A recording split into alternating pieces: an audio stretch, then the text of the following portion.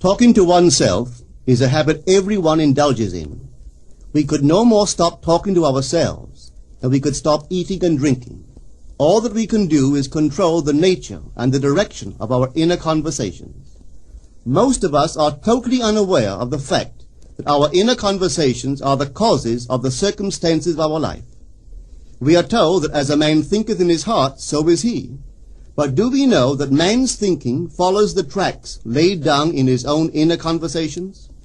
To turn the tracks to which he is tied in the direction in which he wants to go, he must put off his former conversation, which is called in the Bible the old man, and be renewed in the spirit of his mind. Speech is the image of mind. Therefore, to change his mind, he must first change his speech. By speech is meant those mental conversations we carry on with ourselves. The world is a magic circle of infinite possible mental transformations, for there are an infinite number of possible mental conversations. When man discovers the creative power of inner talking, he will realize his function and his mission in life. Then he can act to a purpose. Without such knowledge, he acts unconsciously. Everything is a manifestation of the mental conversations which go on in us without our being aware of them. But as civilized beings, we must become aware of them and act with a purpose. A man's mental conversations attracts his life. As long as there is no change in his inner talking, the personal history of the man remains the same. To attempt to change the world before we change our inner talking is the struggle against the very nature of things.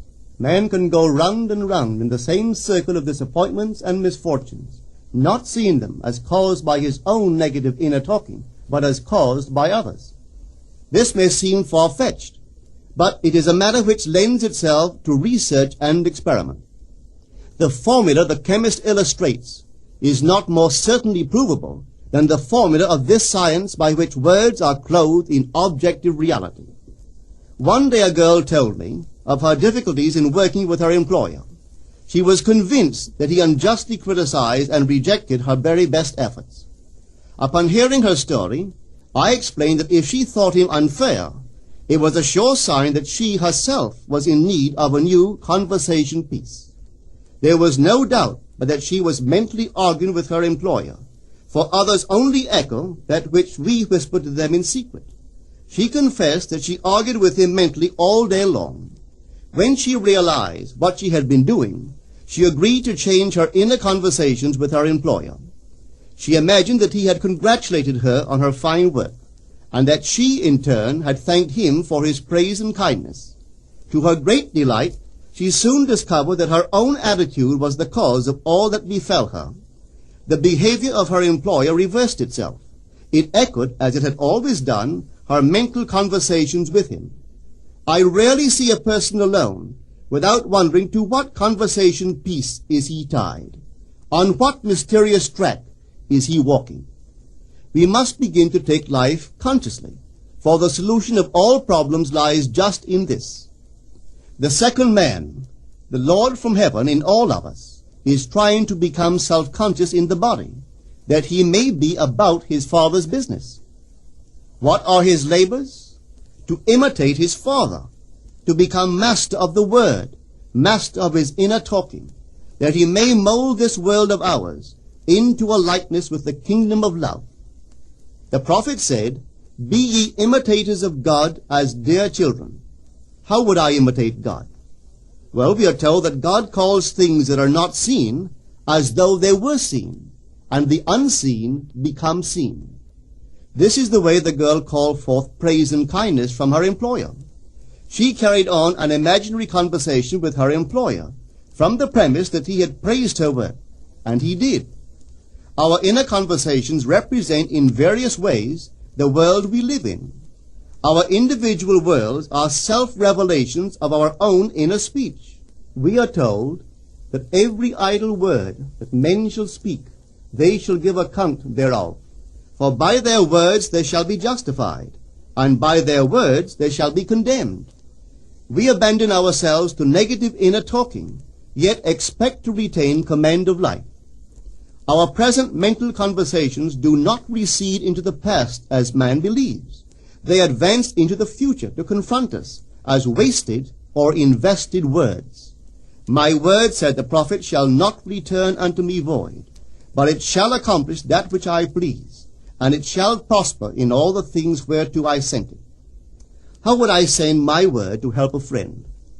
I would imagine that I am hearing his voice, that he is physically present, that my hand is on him. I would then congratulate him on his good fortune, tell him that I have never seen him look better. I would listen as though I heard him.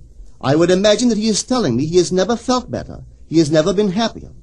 And I would know that in this loving, knowing communion with another, a communion populous with loving thoughts and feelings, that my word was sent, and it shall not return unto me void, but it shall prosper in the thing whereto I sent it.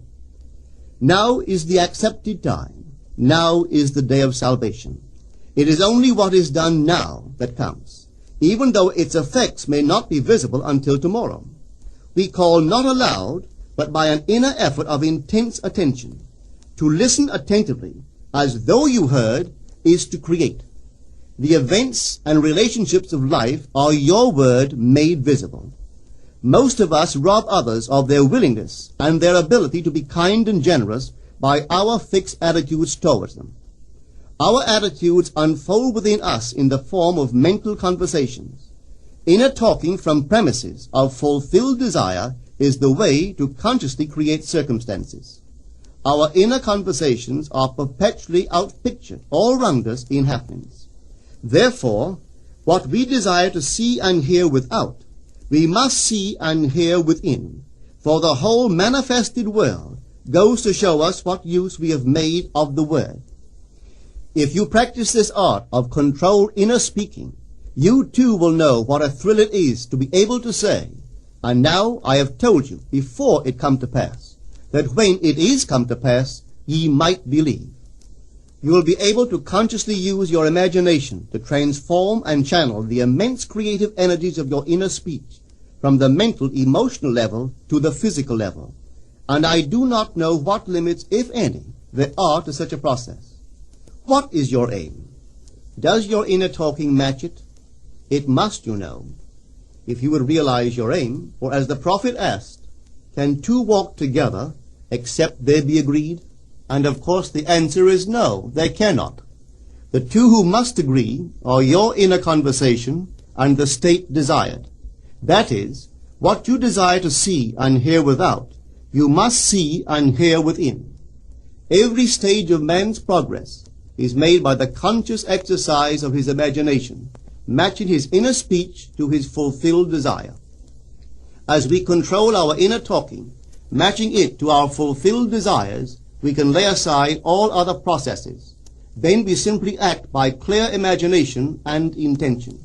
We imagine the wish fulfilled and carry on mental conversations from that premise. The right inner speech is the speech that would be yours were you to realize your ideal. In other words, it is the speech of fulfilled desire. Now you will understand how wise the ancient was when he told us in the Hermetica, there are two gifts which God has bestowed upon man alone, and on no other mortal creature. These two are mind and speech, and the gift of mind and speech is equivalent to that of immortality. If a man uses these two gifts rightly, he will differ in nothing from the immortals. And when he quits his body, mind and speech will be his guides, and by them he will be brought into the troop of the gods and the souls that have attained to bliss. With the gift of mind and speech, you create the conditions and circumstances of life. In the beginning was the Word, and the Word was with God, and the Word was God. The Word, said Hermes, is Son, and mind is Father of the Word. They are not separate one from the other, for life is the union of word and mind. You and your inner talking, or word, are one. If your mind is one with your inner conversation, then to be transformed in mind is to be transformed in conversation. It was a flash of the deepest insight that taught Paul to write, put off the former conversation, the old man, which is corrupt, and be renewed in the spirit of your mind. Put on the new man. Put on the new man, and be renewed in the spirit of your mind, is to change your inner conversation, for speech and mind are one. A change of speech is a change of mind. The prophet Samuel said, "The Lord spake by me, and his word was in my tongue." If the Lord's word was in the prophet's tongue, then the Lord's mouth that uttered the word must be the prophet's mind. For inner conversations originate in the mind and produce little tiny speech movements in the tongue. The prophet is telling us that the mouth of God is the mind of man, that our inner conversations are the word of God, creating life about us as we create it within ourselves. In the Bible you are told that the word is very near to you, in your mouth and in your heart, that you may do it. See, I have set before you this day life and good, death and evil, blessings and cursings. Choose life. The conditions and circumstances of life are not created by some power external to yourself. They are the conditions which result from the exercise of your freedom of choice, your freedom to choose the ideas to which you will respond. Now is the accepted time. This is the day of salvation. Whatsoever things are of good report, think on these things. For your future will be formed by the word of God, which is your present inner talking. You create your future by your inner conversations. The worlds were framed by the word of God, that is, your inner talking. See yonder fields? The sesamum was sesamum, the corn was corn, the silence and the darkness knew. So is a man's fate born. For ends run true to origins. If you would reap success, you must plant success. The idea in your mind, which starts the whole process going, is the idea which you accept as true. This is a very important point to grasp, for truth depends upon the intensity of imagination, not upon facts. When the girl imagined that her employer was unfair, his behavior confirmed her imagination. When she changed her assumption of him, his behavior reflected the change, proving that an assumption, though false, if persisted in, will harden into fact. The mind always behaves according to the assumption with which it starts. Therefore, to experience success, we must assume that we are successful. We must live wholly on the level of the imagination itself, and it must be consciously and deliberately undertaken. It does not matter if, at the present moment, external facts deny the truth of your assumption. If you persist in your assumption, it will become a fact. Signs follow. They do not precede. To assume a new concept of yourself is to that extent to change your inner talking or word of God, and is therefore putting on the new man. Our inner talking, though unheard by others, is more productive of future conditions than all the audible promises and threats of men. Your ideal is waiting to be incarnated, but unless you yourself offer it human parentage, it is incapable of birth. You must define the person you wish to be, and then assume the feeling of your wish fulfilled, in faith that that assumption will find expression through you. The true test of religion is in its use, but men have made it a thing to defend. It is to you that the words are spoken. Blessed is she that believed, for there shall be an accomplishment of those things which are spoken unto her from the Lord. Test it, try it. Conceive yourself to be one that you want to be, and remain faithful to that conception. For life here is only a training ground for image making. Try it and see if life will not shape itself on the model of your imagination. Everything in the world bears witness of the use or misuse of man's inner talking. Negative inner talking, particularly evil and envious inner talking, are the breeding ground of the future battlefields and penitentiaries of the world. Through habit, man has developed a secret affection for these negative inner conversations. Through them he justifies failure, criticizes his neighbors, gloats over the distress of others, and in general pours out his venom on all.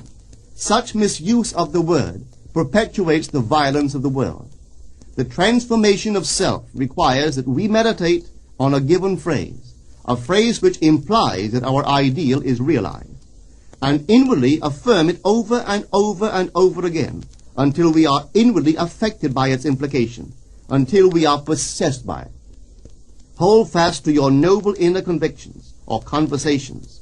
Nothing can take them from you but yourself. Nothing can stop them from becoming objective facts. All things are generated out of your imagination by the Word of God, which is your own inner conversation. And every imagination reaps its own words, which it has inwardly spoken. The great secret of success is a controlled inner conversation from premises of fulfilled desire. The only price you pay for success is the giving up of your former conversation, which belongs to the old man, the unsuccessful man. The time is ripe for many of us to take conscious charge in creating heaven on earth.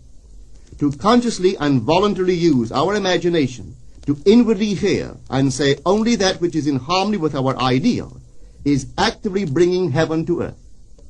Every time we exercise our imagination lovingly on behalf of another, we are literally mediating God to that one. Always use your imagination masterfully, as a participant, not an onlooker. In using your imagination to transform energy from the mental, emotional level to the physical level, extend your senses. Look and imagine that you are seeing what you want to see, that you are hearing what you want to hear, and touching what you want to touch. Become intensely aware of doing so. Give your imaginary state all the tones and feeling of reality. Keep on doing so until you arouse within yourself the mood of accomplishment and the feeling of relief. This is the active, voluntary use of the imagination, as distinguished from the passive, involuntary acceptance of appearances. It is by this active, voluntary use of the imagination that the second man, the Lord from heaven, is awakened in man.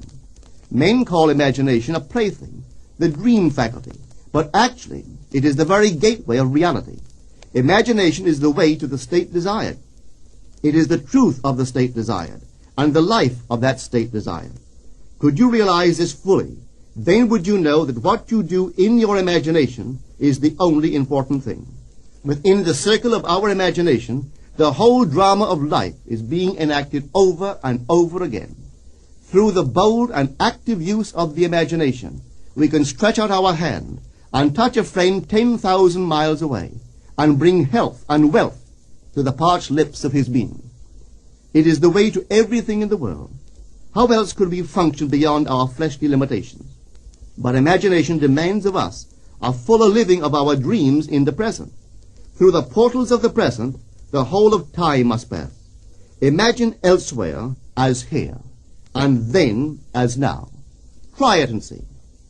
You can always tell if you've succeeded in making the future dream a present fact by observing your inner talking. If you are inwardly saying what you would audibly say, were you physically present and physically moving about in that place, then you have succeeded. And you could prophesy it from these inner conversations and from the moods which they awaken within you, what your future will be. For one power alone makes a prophet, imagination, the divine vision. All that we meet is our word made visible, and what we do not now comprehend is related by affinity to the unrecognized forces of our own inner conversations, and the moods which they arouse within us. If we do not like what is happening to us, it is a sure sign that we are in need of a change of mental diet. For man, we are told, lives not by bread alone, but by every word that proceeds from the mouth of God. And having discovered the mouth of God to be the mind of man, a mind which lives on words or inner talking, we should feed into our minds only loving, noble thoughts. For with words or inner talking we build our world. Let love's lordly hand raise your hunger and thirst to all that is noble and of good report, and let your mind starve ere you raise your hand to a cup love did not fill, or a bowl love did not bless, that you may never again have to say, "What have I said? What have I done?" O all-powerful human word.